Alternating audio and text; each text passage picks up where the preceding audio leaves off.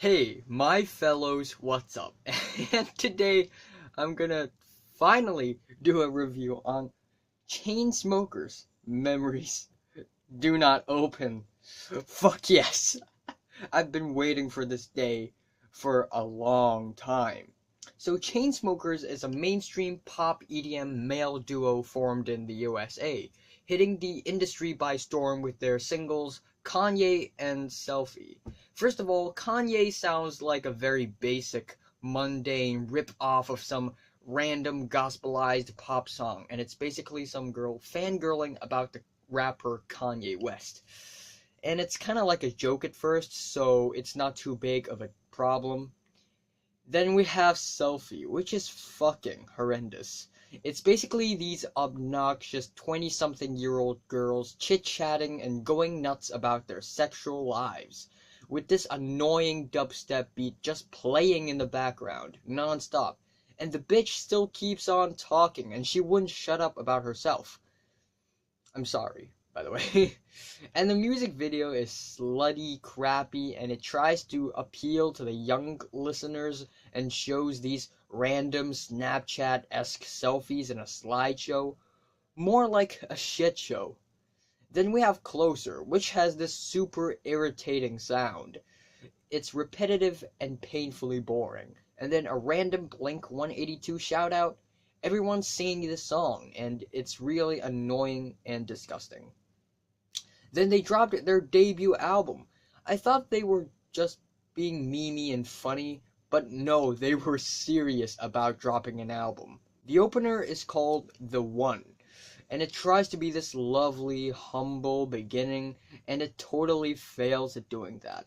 And Drew Taggart is singing for the first 3 tracks on the album. Like, who thought this is a good idea? Oh my gosh. His vocals performance is mundane and flat, and he doesn't even sound like he cares. And they keep featuring Emily Warren on the album opener, Paris, Don't Say, and My Type.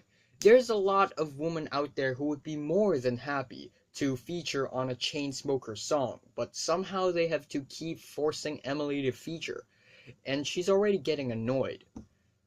Last Day Alive tries to be this grand and epic but yet light-hearted finale, like the ender of Kanye's Dark Twisted Fantasy, but you can tell it's totally forced, and it makes the album cringier and dumber. My Type is this really cringy and shallow song about this girl who thinks people isn't her type and people is her type. He is not my type. He is not my type. Wow. Heartbreaking. And let's go back on the first track on the album, The One. Look, I get it. Chainsmokers is trying to somehow appeal and relate to the youngsters of our generation, including me. But using swear words like that is just so cringy and forced. It's like the duo ran out of lyrical ideas. And swear words are good when properly used, like how Eminem used it. Even bands like Radiohead and Red Hot Chili Peppers, singers like David Bowie, also swear in their songs.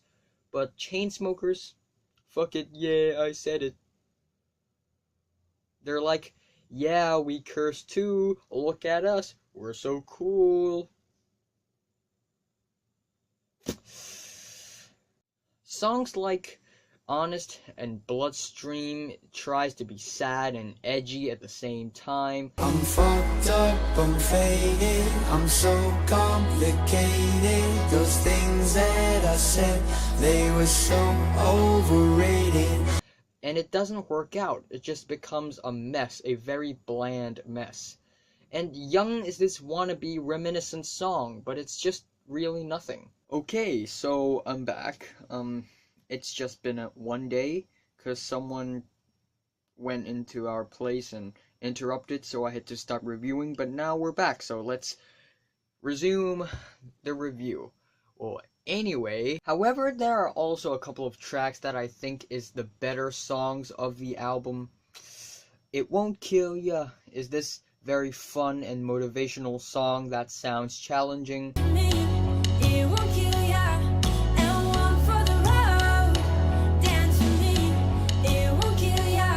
It's a bit anticlimactic, but it's okay. Gosh. And something just like this featuring Coldplay is this very festive and danceable EDM song. Yeah, it's very cheap and ugly, but it's still a feel-good song that people would probably enjoy. But honestly, I don't really enjoy that much, but at least it's a feel-good song. But clearly I don't see myself upon that list. She said, where'd you wanna go? How much you wanna risk? And I just don't understand why Coldplay have to agree to this. Chris Martin went from the lyrics on A Rush of Blood to the Head and Viva La Vida to this song. I'm gonna have to wear my cringe glasses. Where's my cringe glasses? Okay. I'm not gonna wear the cringe glasses. The lyrics is basically Spider-Man's control and Batman with his fists. It's Spider-Man's control and Batman with his fists. Yeah. It's like a song for kids who can't differentiate between DC and Marvel. And that's not only the problem. And yes, this song feels like a ripoff of Roses. And I also want to talk about Paris, which is also incredibly annoying. Although the melody is acceptable, but the lyrics is still terrible, and it gets worse over time. It's inspired by this story that could have made a great song. But the lyrics on this song, wow, I just don't see the connection. And no, we also know how to play guitar, so they just slapped this little lukewarm guitar section in the background. Like, what's the point? The lyrics are terrible as well. All of these lyrics are slammed together. On Bloodstream, Drew sang, I'm fucked up, I'm faded, I'm so complicated. What does that even mean? It's just nonsensical and cheap nursery rhyme. And yeah, you're so complicated and deep for whining about your sex life and trying to be edgy. She wants to fuck me back to life. What the hell? No one wants to fuck Drew Taggart back to life. Whatever necrophilia they're writing about, it's terrible. She wants to break up every night. She wants to break up every night. Don't wanna wait until she finally decides to feel it.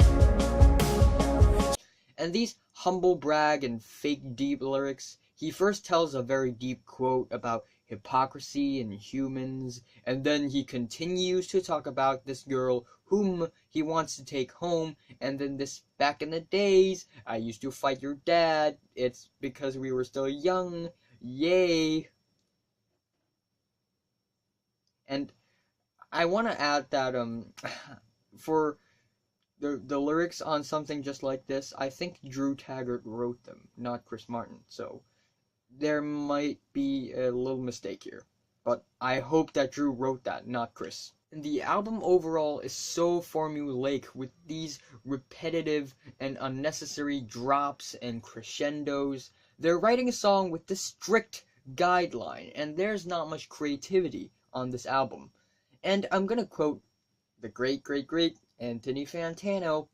Chainsmokers write music for them, the audience, as if their emotions run as deep as a kiddie pool.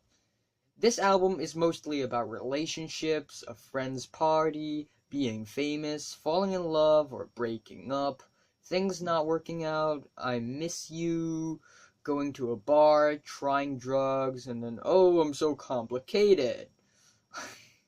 Look at the lyrics, then you'll know that the Chainsmokers think their audience is stupid and immature, and they portray life as something really easy and shallow.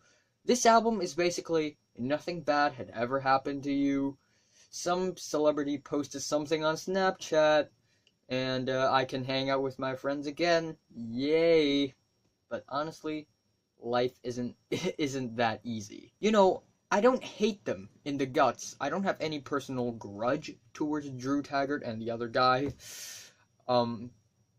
But if they experimented a little bit more, give their instrumentals a little more diversity, add a little dynamic to their music, collaborate with more people, write smarter and deeper lyrics, give personality to the album, and not fuck it back to life. This album could have been a decent album, but nope. Just nope. So don't open this album as stated in the title. Just don't open to this album. Just don't. The best is It Won't Kill Ya, and the worst is probably there's a lot to pick from, but Break Up Every Night. I'm giving Chainsmokers Memories Do Not Open a 4 to a 3 out of 10. So, have you listened to Chainsmokers Memories Do Not Open? From 1 to 10, how much would you rate it? Like if you like it, hate if you hate it, and subscribe if you want more.